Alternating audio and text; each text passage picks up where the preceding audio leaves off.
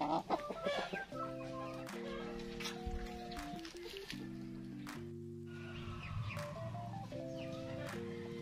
up mga ka-Entong, and welcome back to Entong's World Channel. So for today's video, pag-uusapan natin is all about sa mga manok. So kung interested kayo, samahan niyo ako at kilalanin natin ang breeder ng mga heritage chicken dito sa amin.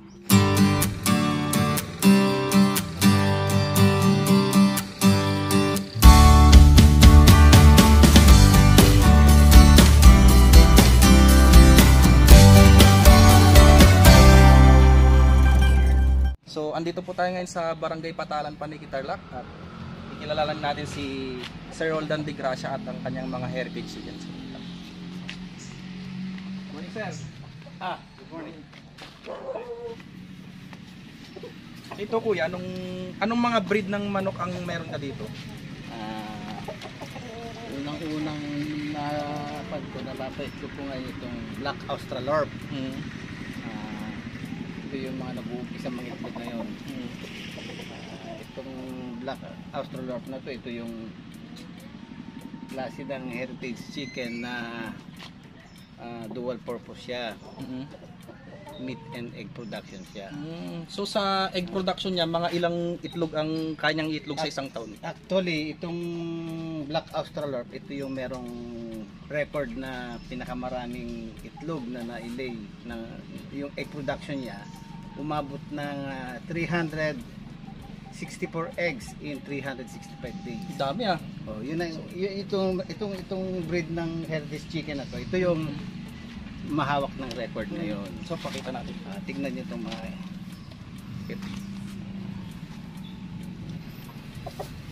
So ano nito kuya?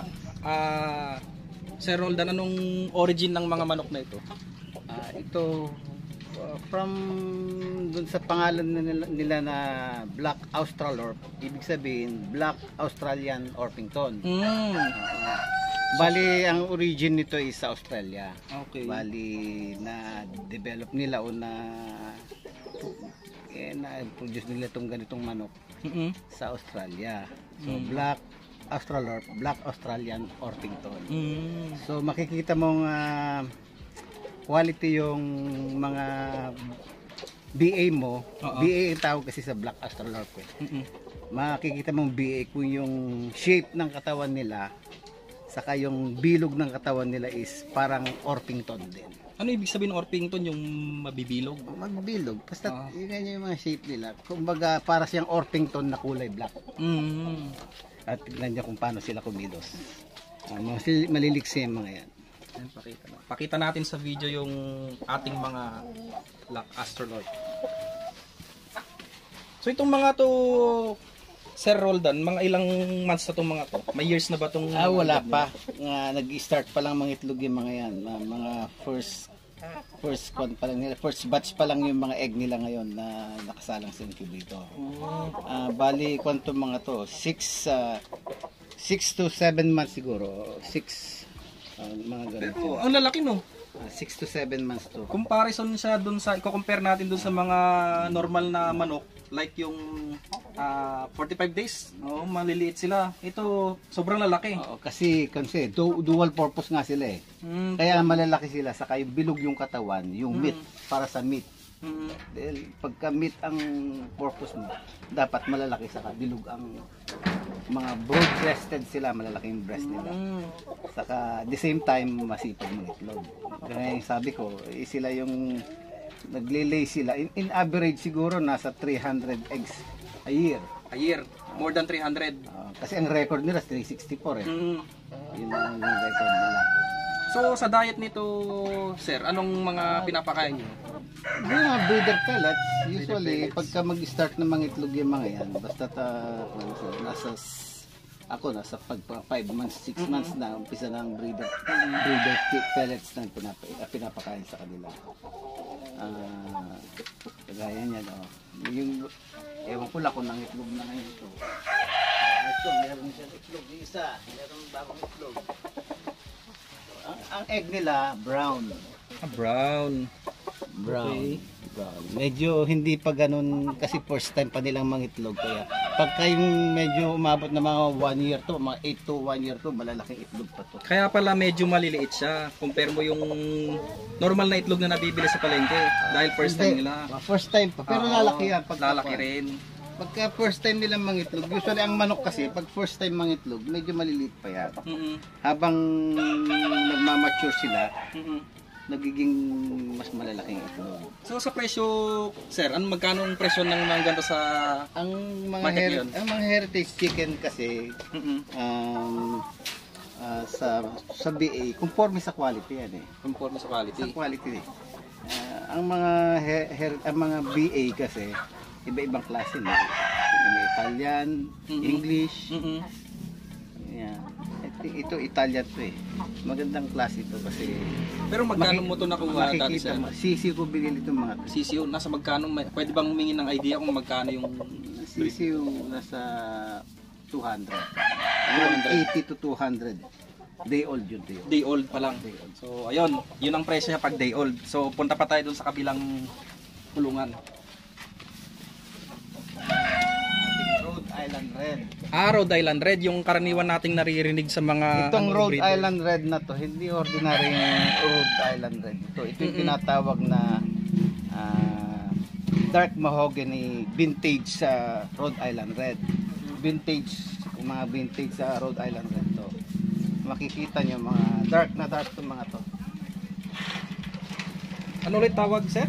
Dark mahogany. Dark mahogany. Vintage. Vintage. Kasi meron yung mga RIR or Rhode Island Red na medyo pusyaw ba yung kulay? Tawag doon? Hindi gaanong dark. Oo. Unlike dito kasi makikita nyo. Ito mga to, kaya ito hen ito. Ito hen ito, nasa kwan pa lang ito. 5 months pa lang ito, going to 6 months. Makikita nyo very dark siya. Oo nga, no, ang ganda ng kulay. Tapos yung buntot, maigsi, pakpak, maigsi. Tapos yellow-legged siya. Tapos makikita mo yung paa. Ito yung tinatawag na parang mais na kwan. Mais yung kaliskis niya. Parang mais na inihaw. Okay. Yung palang Makikita mo yung kwan, yung paa.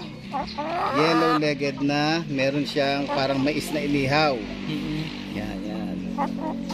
Tapos very dark. Dark siya. may ganun din pala sa RIR. Dark. Ngayon ko lang din nalaman yun. Yan yung malalaman mo kung pure na Rhode Island Red siya. Makikita mo, maigsi ang pakpak, maigsi ang buntot. Kasi dark mahogany siya, kaya dark siya.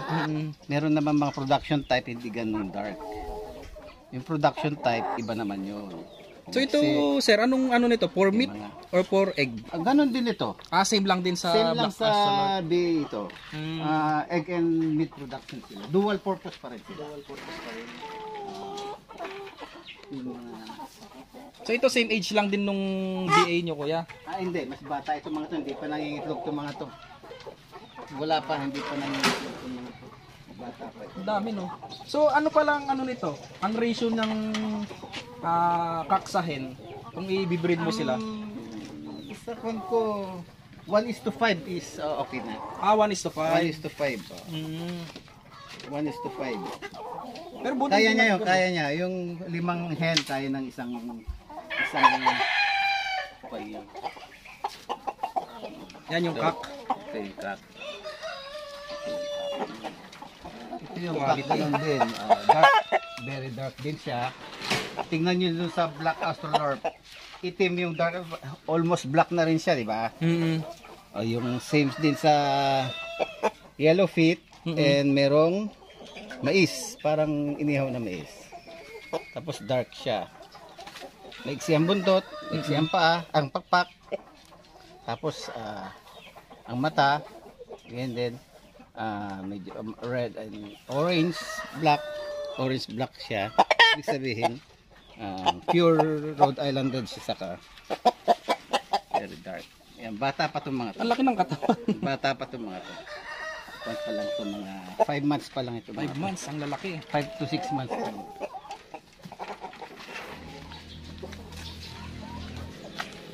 Ito gaya ng kwan, gaya nung BA, yung Black Australorp, saka yung Rhode Island Red.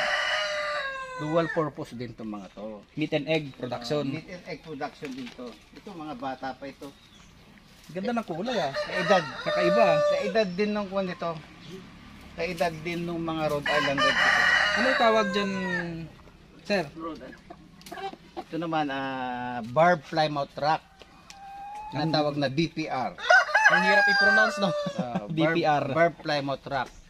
Ito naman, kung ito exhibition type ito Kumbaga sa mga show, sinasali sila. Kumbaga itong ganitong klase, yung mga kanito, hindi siya production type. Yung maganda yung pattern ng kanilang, Oo, yung parang pattern. zebra. Maganda yung pattern.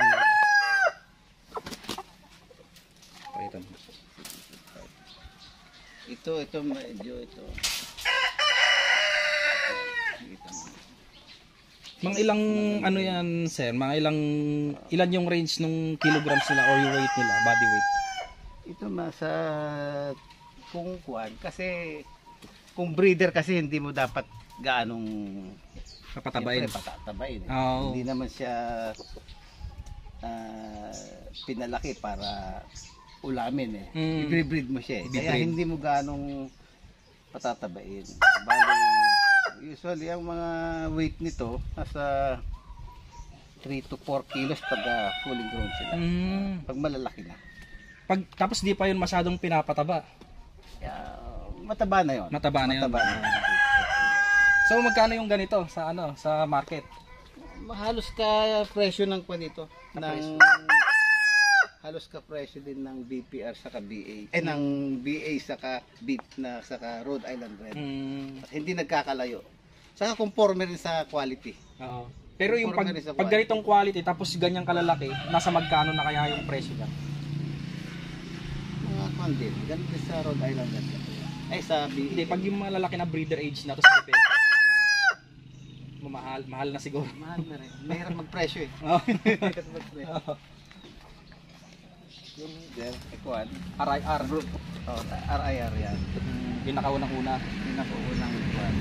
Yan ang pinag-upgrade ko dun sa mga upgraded sa Sunahen. In-upgrade ko sila. Yan ang naging partner ko. Yan.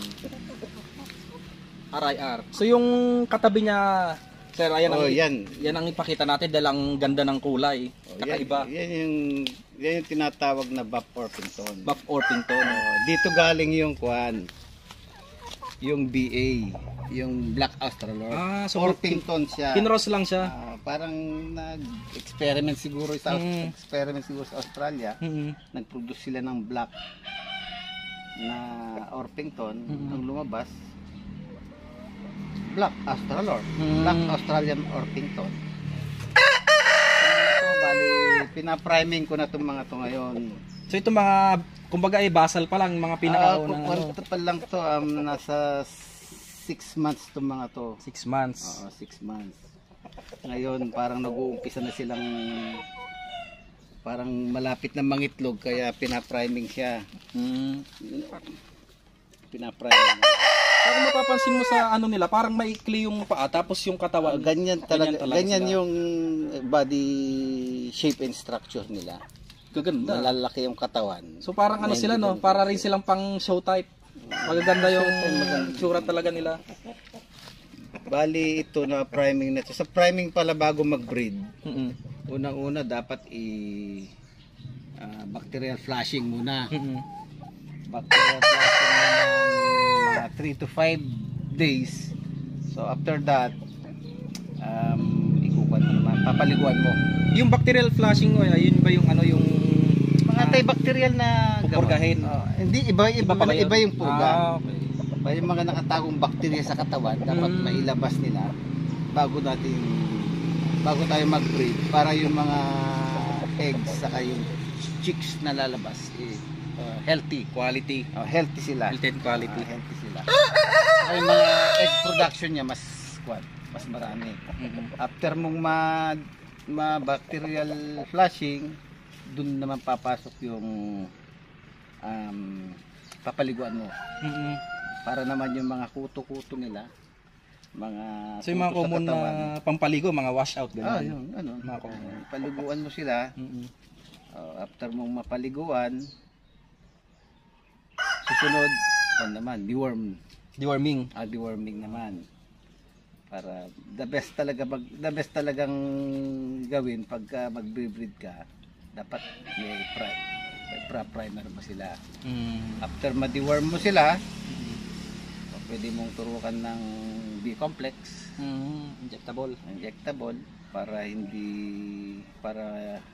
maging yung blood nila maging healthy. Yung, makikita mo yung palong nila very red, yung sa liver nila maging healthy. Ganon, para talagang ready mag-breed. Ganda. Bilog na bilog. Lalaki pa yung mga yan, medyo lalaki pa yung mga yan kasi 5 months, 6 months na yung isa pa lang silang mga itlog eh. Ganda. So, yung next nating breed ng manok. Ito naman, itong isang nabili ko. Ito actually nabili ko to, pares ito eh. Pares. Ang laki no? Pares ito. Unfortunately, yung partner niya hindi pinalad na lumaki. Yan yung Brahma no? Oo. Sir, Brahma. Hindi pinalad na lumaki. Ngayon, naghahanap ako ng partner niya. Itong Brahma na to, ito yung Buff Brahma.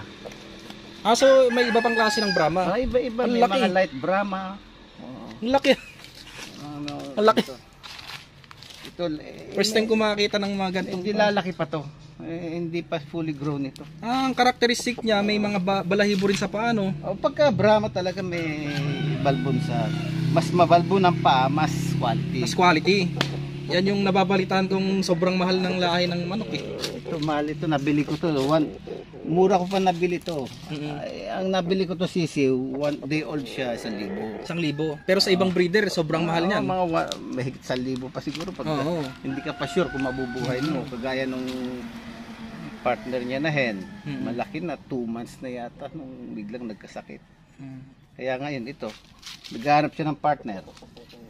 Hopefully next month makahanap na ako ng partner. So yung breeder age nang kukunin mo? Maski hindi gaano. Hindi pa, maski alagaan ko ng 1 month bago makapaghintay naman siguro siya. Ang ganda ng ano niya, ang ganda ng itsura niya. Parang pang show din. Ito pang ano lang to, pwede rin sa karne to, kaya meat and egg. Kaso lang, siyempre pag nabili mo ng mahal, paramihin mo muna. Nakahinayang katayin. Hindi mo naman kakatayin agad eh. Pagka siguro naparami mo bago mo katayin yan, iba muna. Mag-native ka muna. Native chicken ka. So yung ibang lahi dito, sir, ano na, May mga manok ako rito, yung pinapaitlog ko, halo-halo na dito yung mga hindi ko pinibreed. Ginagawa kong layer for wala ng mga pagkain dahil hindi kami nawawalan ng itlog. kumbaga may stock palagi. Hindi kami nawawalan ng itlog dahil meron din kami mga paitlogin. Tsaka may nakita ako doon mga ibang breed ng manok. Yung mga nasa mamaya kwento yung mga kwan yun, mga pangkain. pangkain. Pangpulutan. Pangulam. Pang-ulam. Ito na yung mga kwan. Ito, anong breed naman to? Halo-halo ito. Ito mga production type kasi itong mga to. Hindi kagaya ng mga una kanina. Mga show type yung mga yun. Show type. Exhibition type. Show type. Itong mga kwan ito. Mga decal brown, halo-halo ito. Nangingitlog ito. Malalaki itlog nito mga to dahil kung ano sila, matured na sila. Tingnan yung mga itlog nila. Ang laki. Ang lalaki ng itlog nila. Ang laki. Lalaki ng itlog nila. Decal brown ang tawag. Tingnan yung mga itlog nila. Ang lalaki. Kaya sulit. Sulit. Pag ba itlog ito? Anong ginagawa mo dyan? Sir, ano pang ano na? Pangkain na to mga to. Pangkain. Ito mga itlog nila. Ngayon itlog lang nila to. Daily nangingitlog to mga to. Ganito kalalaki. Mga large talaga, large egg. Oo. Pag binenta na yun sa palengke, nasa ano na yan? Large egg, saka healthy to mga brown eggs. Organic. Kung ito mga to, ito halo-halo na ito eh. Ito mga nandito ngayon, halo-halo. Yung mga decal brown, yung mga Rhode Island Red na production type, mga BA na production type. BPR din na production type. Yun, may itlog na naman dito. Oo nga no, nangingitlog lang sa sulok. Nangitlog na naman dito yung dalawa. Ilagay natin sa nest nila para hindi mamaya nalagyan ng ipot. Mamaya na lang ako mag-harvest. So hindi ka pala nawawala ng stock ng itlog Hindi, dito? daily yan. Daily? Daily yan, nangingitlog yan mga yan. Lalaking itlog. Pati sa kabila, may nangingitlog na naman pala sa kabila. Ayun sa kabila, tignan mo, may nangingitlog. Yung sa kabilang... O yung isang BPR, nangingitlog. Yung mga egg nila. Ito, tapos na namang itlog.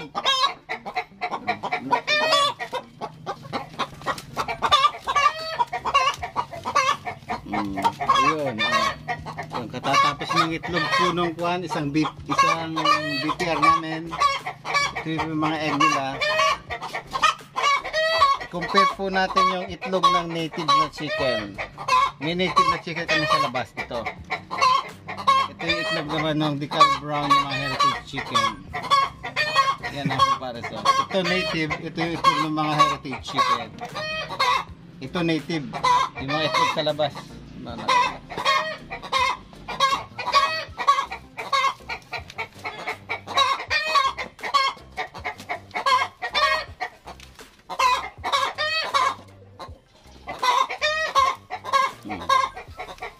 Itlog nila to ng kwan lang ito.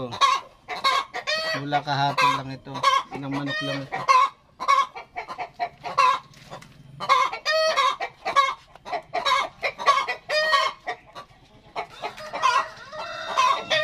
Ganda.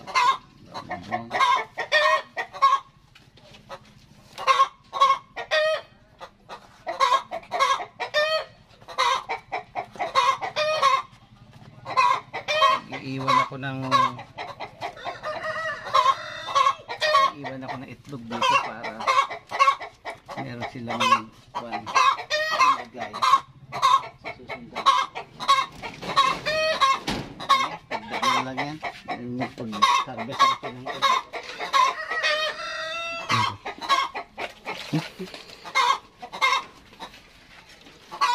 Dami.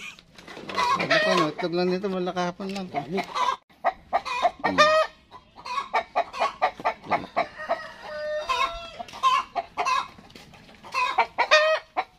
Pangkatay. Oo nga, pangkatay ito. Nangingitlog dito. Pero malayong malayo tsura nila sa ano, sa mga pure na Rhode Island Red. Ito, mga cross na ito. Mga crossbreed na. crossbreed na to. Pero malalaking manok din. Oo, magaganda pa rin. Malalaking manok din ito mga to. Ito parang pure to. Ayan, Rhode Island Red din yan. Oh, pure. Pure din yan. Yan ang nagiging cross ng mga. Ganador nila. Yung white naman na yon, yun, tawag dito. Yung decalb white. Yung decalb white yun. Decalb white. Itong mga to, brown na itong mga to, ito yung mga unang in-upgrade kong native. From native yung mga yan, in-upgrade ko sa native ko sa so. Yung mga galing sa yun, Oo, yung mga saso, yung malalaki. Saso yung native yun eh. Dati mga manok ko maliliit. Ito mga saso to. Oh, maliliit, maliliit yung mga manok ko dati. In-upgrade ko, naging ganito kalalaki. Yan. Ngayon yung mga natirang upgraded native, kinocross ko sa decalb white saka Rhode Island Red. Ito yung mga lumalabas. Ito mga anak na itong mga to. Masarap sana yan, tinola. Ito. Tignan nyo yung mga lumalabas oh. Magaganda. Malalaki. Malalaki. Bata pa yung mga malalaki na. Laki oh. Bata yan. Yan, kung na yung mga cross na yung mga Mga cross ng Rhode Island Red. Saka upgraded na saso. Native saso. Malalaki pa rin. Malaki yung kun eh. Oo, malaki lahi niya. Malaki yung galing sa saso eh. Saso, meat type yun eh. Meat type yung mga yan eh. Hindi meat talaga yun. Bali ngayon, ilan nang papisa mo, sir? Nasa ilan na? Marami na rin ba? Suminto ako magpapisa eh. Pero may na-produce ka ng ano, yung may mga lahi ng... Yung Black Australorp pa lang, may mga napisang konti rito. Tignan mo na lang. Kasi brownout ngayon, madilim. Malaki ng kwa. Guys, brownout pala dito sa amin ngayon, so wala tayong ilaw. Pero tatry namin pakita yung mga sisiw ng Black Australorp. Ito yung brooder na, kwan pa, hindi pa ganong pa yung brooder. Yan. Ito, puro Black Australorp yan. Nag-uumpisa pa lang mangitlog yung kwan. Breeder. Ito yung mga breeder, kukunti pa yung mga itlog nila. Kaya yan pa lang yung natulog. Bali galing sa incubator yan lahat, no? Oo. Incubator.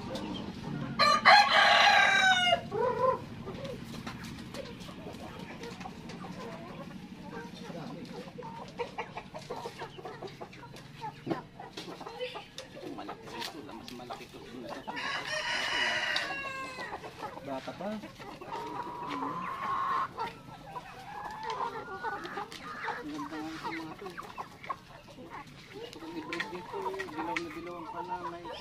Yung may markings. Ang problema ko lang production type talaga sila kasi hindi sila dark na dark.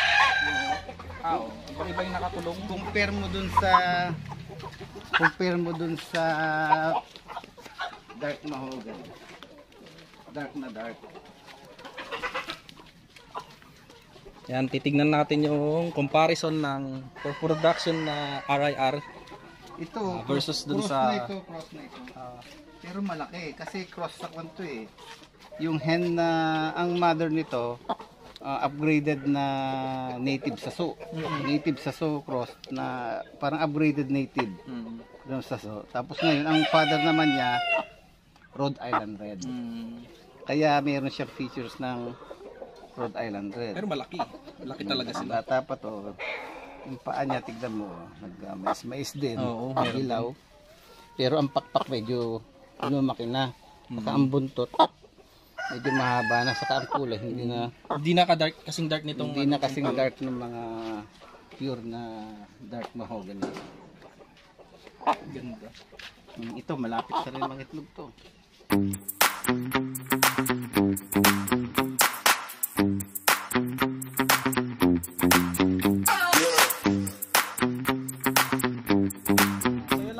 Ating video for today. So thank you Sir Roldan sa pag-welcome dito sa inyong mga manukan.